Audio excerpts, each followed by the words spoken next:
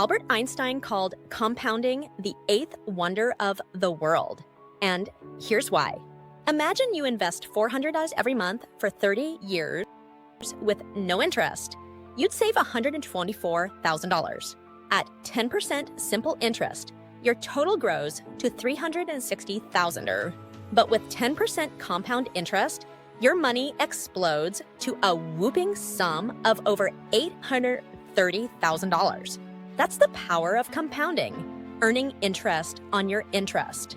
Historically, the S&P 500 has delivered about 10% annually. So instead of letting your money sit idle, invest consistently and let compounding work its magic. Einstein was right. He who understands it, earns it. He who doesn't, pays it. Don't wait. Start now.